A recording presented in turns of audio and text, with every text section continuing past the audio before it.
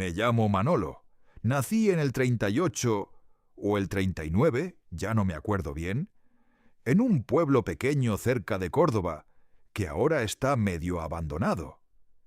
Mira, cuando veo en la televisión esas manifestaciones de mujeres, no sé, no es que esté en contra, ¿eh? Pero es que no entiendo muy bien de qué se quejan. A ver, que cada uno haga lo que quiera, faltaría más. Pero yo he vivido otras cosas.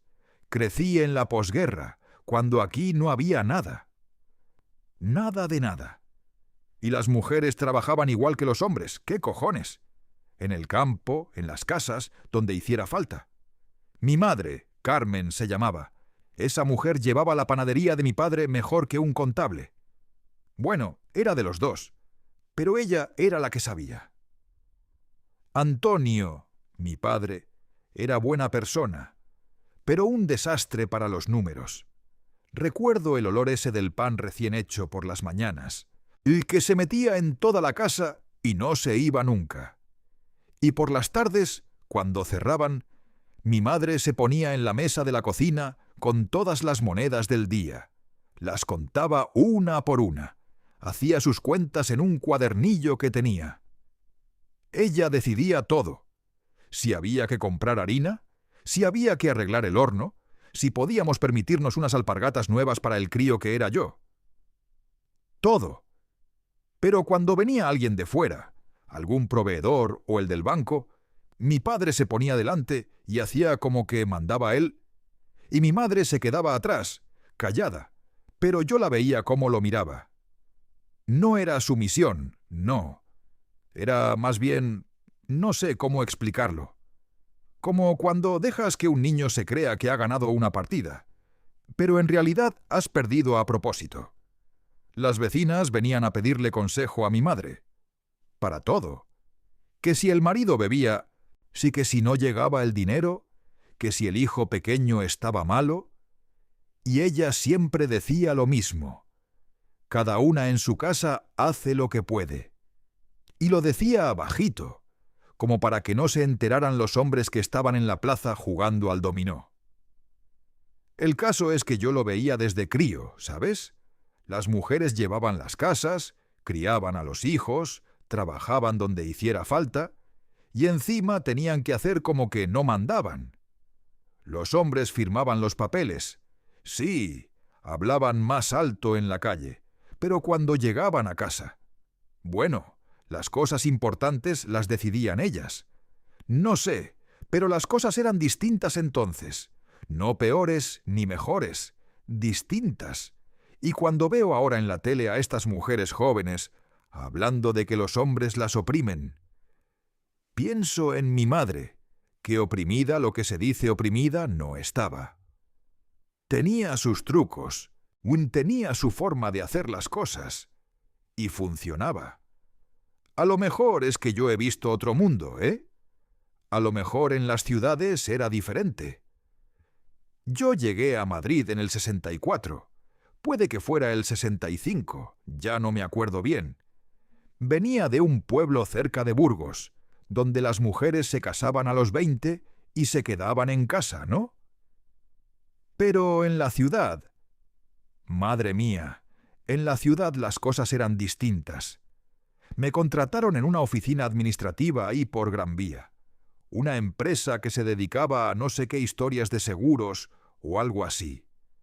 El caso es que allí había mujeres de 40 años, solteras, que cobraban lo mismo que nosotros los hombres. Y nadie se extrañaba, ¿eh? Nadie decía nada. Me acuerdo de que el primer día pensé que eran... bueno, que eran raras, ¿sabes? Porque yo venía de donde venía. Pero luego las veías trabajar, y eran las que más sabían de todo. Llevaban tacones, se peinaban bien, tenían sus cosas. Algunas incluso fumaban en el trabajo, que eso sí que me chocó al principio. Había una que se llamaba Esperanza. Esperanza Ruiz, creo que era. Esa mujer... esa mujer era todo un personaje. Tendría unos 38 años cuando yo llegué. Pelo castaño que se recogía en un moño muy elegante, y una manera de hablar que te dejaba callado. Era la encargada de toda la sección de reclamaciones. Y os digo una cosa, a esa mujer no la engañaba nadie. Los clientes venían hechos una furia y se iban contentos. Tenía una habilidad. El caso es que un día estábamos tomando café en el bar de abajo. Esto sería en el 66 o por ahí. Y me contó que había rechazado 3 propuestas de matrimonio. 3. Y no porque fueran malos partidos. ¿Eh? Uno era abogado, otro tenía una ferretería que funcionaba bien, y el tercero no me acuerdo qué era, pero tenía dinero. Manolo, me decía, que yo me llamo Manolo. Manolo, los hombres solo sirven para los sábados por la noche. Así, tal cual. Y se reía, pero no era broma del todo. Se había comprado un piso ella sola en 4 Caminos. Ella sola, ¿eh? Con su sueldo, con sus ahorros.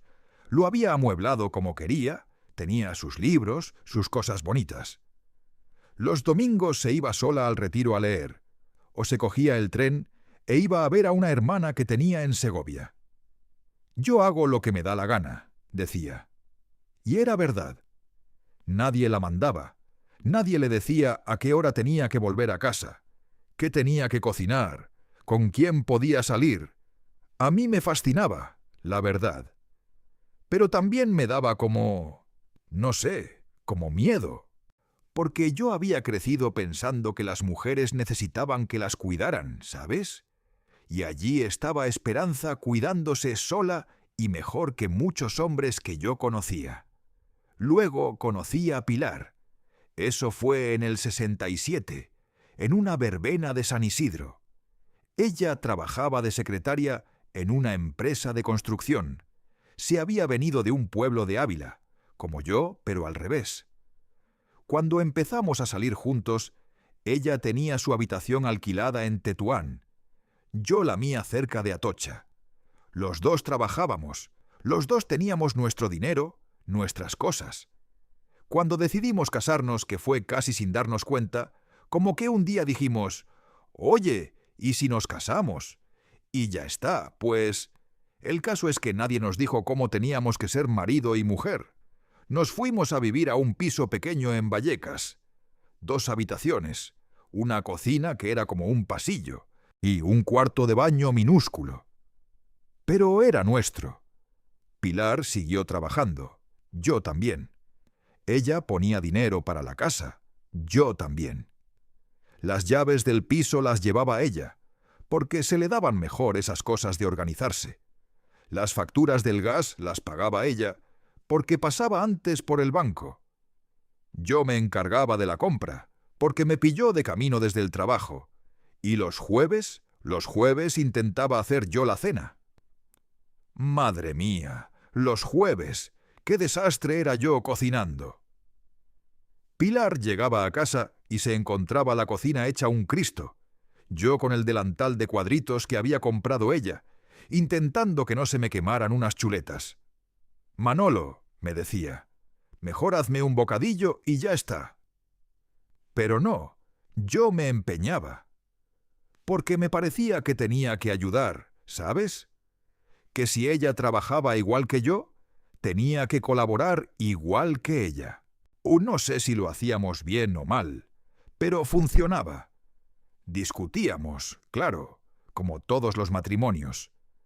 Pero discutíamos de igual a igual. Ella no me pedía permiso para comprarse una falda nueva. Yo no le pedía permiso para quedarme con los amigos tomando unas cervezas. Cada uno tenía su dinero, y había un dinero común para las cosas de casa. Muy sencillo. Los domingos por la mañana, los dos fregábamos los platos del desayuno, los dos hacíamos la cama, los dos... Bueno, el caso es que inventamos sobre la marcha. Porque nadie nos había enseñado cómo tenía que ser aquello. En el pueblo de ella, las mujeres servían a los maridos como si fueran señores. En el mío igual. Pero nosotros estábamos en Madrid. Éramos jóvenes, trabajábamos los dos. ¿Por qué iba a ser diferente? ¿Por qué iba a ser diferente? El caso es que ahora, y cuando veo la televisión o leo el periódico, bueno, ya casi no leo, se me cansan los ojos, pero cuando escucho a mis nietos hablar, me quedo un poco, no sé cómo decirlo, perdido, supongo. Hablan de feminismo como si fuera algo nuevo, como si acabaran de inventar que las mujeres trabajan o que los hombres pueden cambiar pañales. Y yo pienso, pero si eso lo hacíamos nosotros ya. Mi Pilar trabajó 30 años en la fábrica textil, y yo me quedaba con los críos cuando ella tenía el turno de noche. ¿Eso no era feminismo? No lo llamábamos así, claro, pero qué sé yo. Me acuerdo de una vez, esto debió ser en el 75 o por ahí, que vinieron unos estudiantes al barrio a hacer no sé qué encuesta sobre la vida familiar, creo. Y le preguntaron a Pilar si se sentía realizada como ama de casa. Ella se quedó mirándolos como si le hubieran hablado en chino. ¿Realizada?, les dijo. Pues mire, estoy cansada. Tengo las manos destrozadas de tanto frotar suelos, y esta noche me toca doblar turno porque Manolo se ha puesto malo. ¿Eso qué es? ¿Realizado o no realizado? Los chavales se pusieron a escribir como locos en sus cuadernos, como si Pilar les hubiera dado la clave del universo. Pero es que ella no estaba haciendo ninguna declaración política, ¿entendéis? Simplemente estaba viviendo, como vivíamos todos. Ahora parece que todo tiene que tener una etiqueta, una batalla, una bandera. Que si eres feminista, que si no lo eres, que si eres machista sin saberlo. Madre mía, qué lío. Yo cambié más pañales que muchas madres, porque trabajaba por las mañanas y Pilar por las tardes. Limpié retretes, hice la compra, llevé a los niños al médico cuando tenían fiebre. ¿Eso que soy feminista? ¿Machista? No lo sé, hombre. Era un padre, punto. ¿Y vosotros que sois jóvenes, de verdad creéis que los hombres de mi generación éramos todos unos cafres? ¿Que tratábamos a las mujeres como si fueran, no sé, como muebles o algo así? ¿Por qué esa imagen que dan en las películas o en los libros? ¡Buf! No sé de dónde la sacan. Sí, había hombres que se comportaban mal, claro que lo sabía. Pero también había mujeres que maltrataban a sus maridos, y niños que pegaban a otros niños, y vecinos que se robaban entre ellos. ¿Eso qué es? ¿Cosa de género o cosa de ser mala persona? Porque a mí me parece más bien lo segundo. Mi suegra, que en paz descanse, esa sí que era dura de pelar. Le decía a Pilar que si yo fregaba los platos era porque ella me tenía mal acostumbrado. Y a mí me decía que parecía una marimacho cuando me veía tender la ropa. Pero, ¿sabéis qué? Pilar se reía y yo también. Pues sí, suegra, le decía a mi mujer. Lo tengo mal acostumbrado a que me ayude en casa. ¡Qué horror! Y se quedaba tan ancha. No sé por qué hay que convertir todo en una guerra. Nosotros simplemente vivíamos. Hacíamos lo que había que hacer según venían las cosas. Si ella estaba enferma, yo cocinaba. Si yo me rompía la espalda en la obra, ella se encargaba de todo durante una temporada. ¿Eso qué es, revolucionario? Para nosotros era, pues normal, vamos. Ahora mi Pilar ya no está. Murió hace 5 años, en febrero. Un infarto mientras veía la televisión después de comer. Se quedó ahí, en su butaca, con la boca un poco abierta y el mando en la mano, como si se hubiera quedado dormida. Y desde entonces vivo solo en esta casa que se me hace demasiado grande. Pago las facturas yo solo, hago la compra yo solo, me cocino yo solo. Y no entiendo muy bien por qué eso tiene que ver con ser hombre o mujer. Es que Pilar se murió, ¿no? Entonces tengo que hacerlo yo. No es una declaración de principios, es que no queda nadie más. A veces viene mi nuera y me dice que estoy muy modernito por hacer mis cosas. Modernito, como si fuera raro que un hombre de 87 años sepa poner una lavadora. Pero es que Pilar me enseñó hace 40 años, cuando se compró la primera. «Apréndete esto», me dijo, «que nunca se sabe». Y tenía razón, como casi siempre. Puede que no entienda nada de este feminismo nuevo, qué sé yo, pero tampoco me parece tan complicado. Si tienes que hacer algo, lo haces. Si te toca cuidar, cuidas. Si te toca trabajar, trabajas. Y si tienes suerte, lo haces junto a alguien que también arrima el hombro, como mi Pilar. El resto son palabras, supongo.